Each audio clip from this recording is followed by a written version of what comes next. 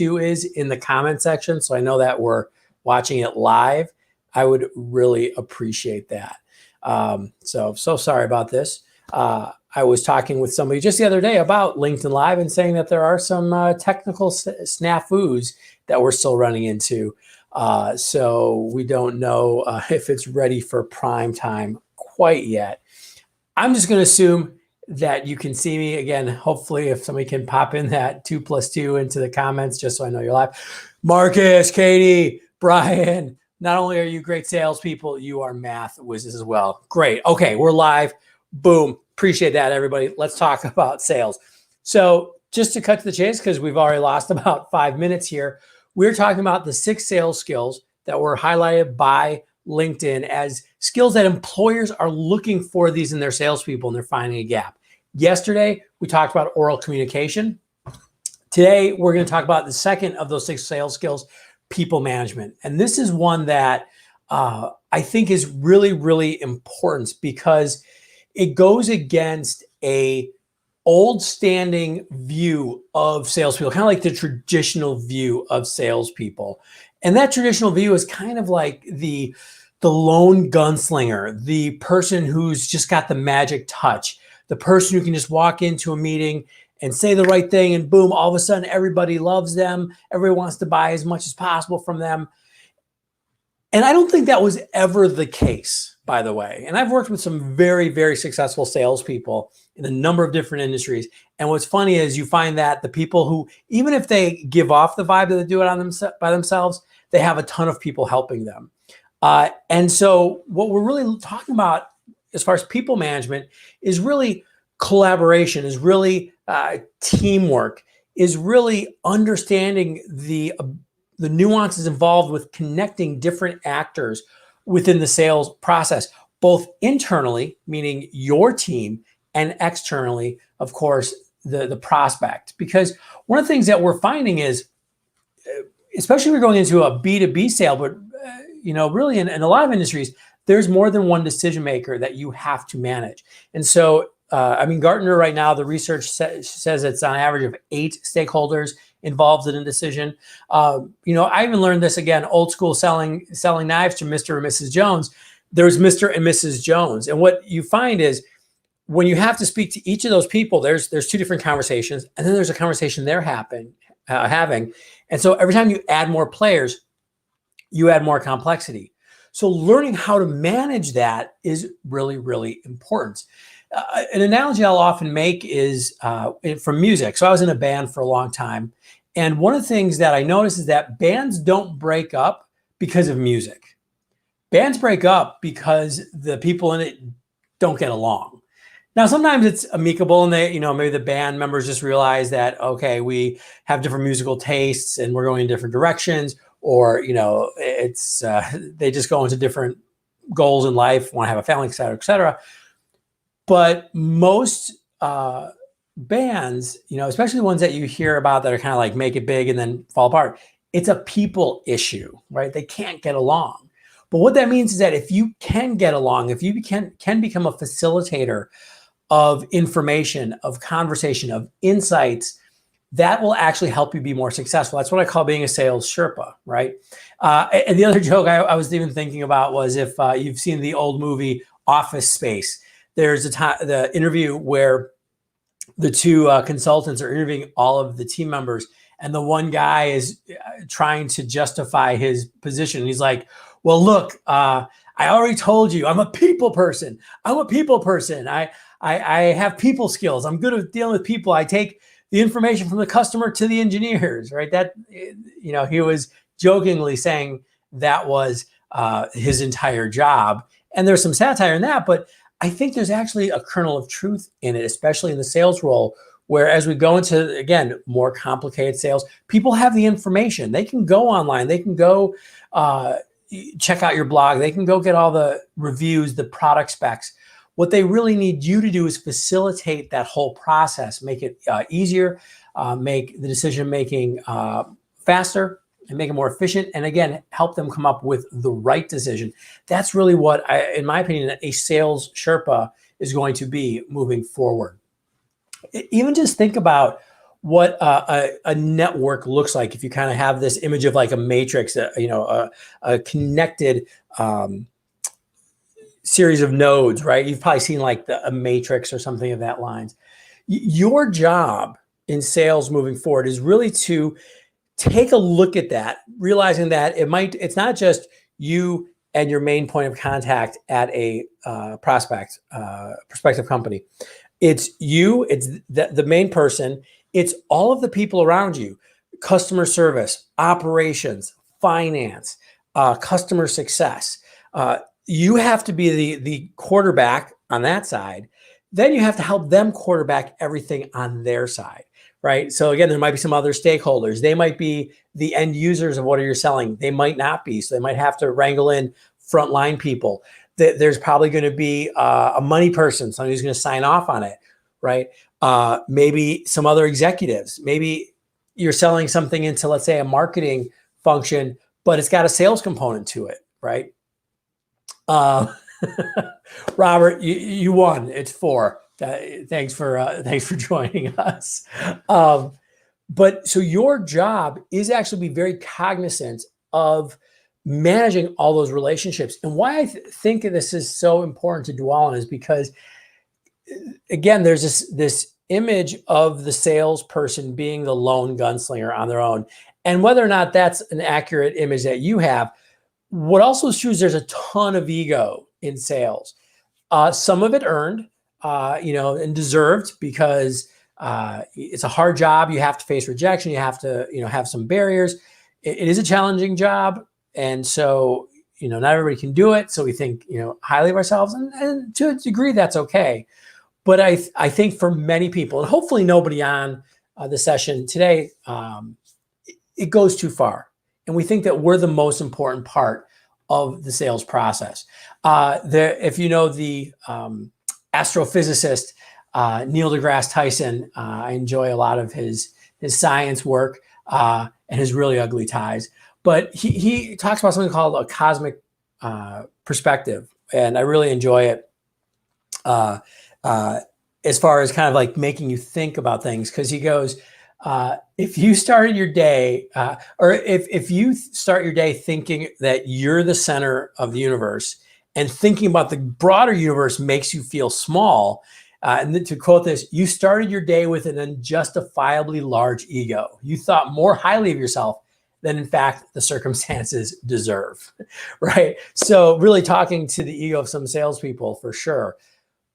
But if you can get past that, if you can look at yourself as the facilitator, as the sales Sherpa, as the guide, you become much more useful and much more valuable to somebody, for example, your buyer, during their buying process, right? So that's why we need to focus on this idea of collaboration. In fact, when we wrote the article that was on the LinkedIn Sales Solutions blog, this was a quote from another sales trainer who I think said it very well, Mike Allison. He said, the skills of a great sales professional mirror the skills of a great coach. You have to have great questioning and listening capabilities, something we talked about yesterday, know how to be supportive, and always be looking for collaborative opportunities. One of the keys to developing these is self-awareness, because the more you know how you are wired, the easier it is to understand others' preferred work and communication styles. So I thought that was really interesting when Mike contributed that, because he was like, hey, if you're a good salesperson, you're actually a good coach for people. Your job is to coach people through the process. And I think he also touches on something that we can do to actually help ourselves improve in this area. And so, as you know, we're going to go through 3 ways that you can start developing each of these skills that we talk about this week. So the first thing he mentioned there is self-awareness. And again, this is not something that we talk a lot about in sales, because it falls under the rubric of soft, right, skills, or ones that are hard to put on a spreadsheet. And so a lot of times we don't value what we can't count, which is often what puts us in a bad place to begin with. And so self-awareness is not, in my opinion, a fuzzy, feel-good kind of exercise. Developing self-awareness is something that you can have a process for that you can spend time and attention on. It's often very hard, right? Because sometimes we don't want to be aware of the things that we're not good at, but it gives us an immense amount of information. Any successful person in sales or without that I've met personally has been an amazingly self-aware individual. Self-awareness, in my opinion, is key to success in anything because it allows you to know how you travel throughout the world and how you travel through life. And for what we're talking about specifically here today, self-awareness lets you know what your strengths are and what your weaknesses are as far as collaborating with other people. And that is so important when you are looking to, again, talk to a prospect, help to manage, the relationships they have.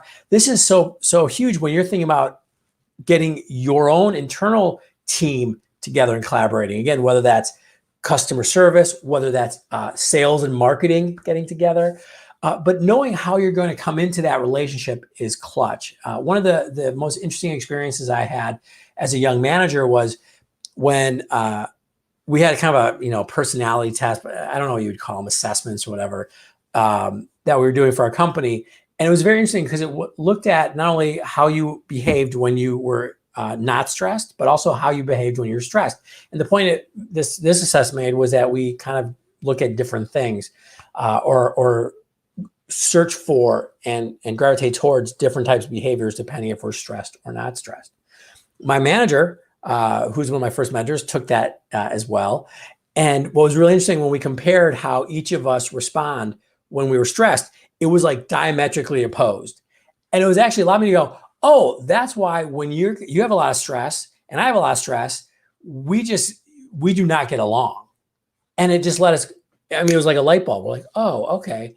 And we could have better conversations. Now, I'm not saying everything went smoothly after that, but at least we knew where each of us was coming from. Now, you can't make everybody in your organization, everybody in your prospect's organization take an assessment like that. But you can know, hey, when I get into X situation, when I get stressed, I get super defensive. When I get stressed, I don't pay attention to details. Or, hey, I'm at my best when I've done X, Y, and Z. Or, so that's really the first step. Again, how do you do that? There's lots of ways, whether it's taking some assessments, whether it's going and getting some therapy, whether it's asking a mentor or a friend to give you some insights into the areas that you struggle and then being open to them. This is not just something you're going to figure out in an afternoon, but you can actually make great strides very quickly, again, if you're putting some attention on it. So that's number one. Number two is what I call strategic empathy. We had a whole series on empathy a couple of weeks ago. If you haven't checked it, definitely check out all of our recordings. They're on our YouTube channels. And because Sean asked for these yesterday, here we go. Boom. Here's the address, youtube.com/user/David J.P. Fisher. All of our recordings are there. But when I talk about strategic empathy, what I'm really suggesting is that when you're in a sales process, ask yourself what your main contact and everybody that's around them, that constellation of influence that's around them, ask yourself, what does this person want from where they stand? And in fact, I even suggest, grab a piece of paper and just write out people's names and go, okay, well, here's my main contact. Let's say it's a director. I'm selling, I don't know, sales software. Okay, so maybe my direct contact is the director of sales or the VP of sales, and they're going to have a finance person that's going to be in charge. Here's our end users. Hey, maybe there's the marketing person that needs to be involved. Write out each of those people and go, what do they want from this process? If you can't answer that, oh, there's some digging you have to do. Like I think, for example, discovery calls in sales, people go, oh, that's what we're going to find out if they're qualified, if they, have the bands, budget, authority, need, timeline. All that's great. But really for me, what a discovery call is, I need to figure out what's making this person tick. And it's rarely just an organizational need, right? Is the person that I'm in contact with, are they trying to get a promotion? Are they scared about losing their job? For example, if somebody right now is freaked out about losing a job, they're going to be much more conservative in their buying because they don't want to take a risk, right? And they don't want to be pegged for a failure. and lose a job, right? So being strategically empathetic, again, empathy is not feeling something for another person. It's understanding their perspective. It's being able to put yourself in their position. And when you do that, it can be really powerful. And so look for ways to actually practice this. Again, whether it's writing it out or even just after a conversation, maybe it goes poorly. Go, why did that go poorly? What was the empathy that that I'm missing? What wasn't I seeing from their perspective? Okay. Number 3, the third thing you can do to really build some of these people management skills is really look at how you delegate, how you communicate your needs to other people. Again, this kind of fits in when you look at the idea of self-awareness, when you look at the idea of strategic empathy. But when you're looking at how you're delegating, if you think about what delegating is, it doesn't necessarily mean that you're a boss of somebody, give them work. It's whenever you're having somebody else do something to move towards a goal that everybody has, right? So for example, like, me and my wife delegate things. She doesn't work under me. I don't work, or she doesn't work over me. We're peers, we're partners, but there's things that she does, there's things I do. And that's how we, keep the house somehow moving forward through all the shelter in place and with a 10-month-old running around. So what you want to do is ask yourself, am I holding people to activities the right way? So for example, if you ever have to yell, hopefully you never have, if you ever been yelled at, like there's no reason, period. There's a little diatribe here. There's no reason, period, for anybody ever to yell in a professional setting, period. Right? I think for somehow we've been socialized by reality TV and professional sports that like yelling should be part of the work we do. So don't do it if you've ever done it. I don't think you have, hopefully not. And if you work for somebody who does, you got to call them on that right away, because it's childish, it's stupid, it's BS. It doesn't get us anywhere. But a lot of times people get angry because, again, something has been accomplished. So look at how you're sharing activities. A couple ideas here. One is start to practice really simply relisting the expectations you have at the end of the conversation. Maybe you're talking to an operations person internally, or even to a prospect. You need some information from them. At the end of your conversation, hey, just to wrap up, so I'm going to do this, X, Y, and B, X, Y, and B, X, Y, and Z, and you're going to do A, B, and C. And am I right in that? They go, yeah, that's what I'm going to do. Again, instead of just assuming that they remember all the things you want them to do, review that list.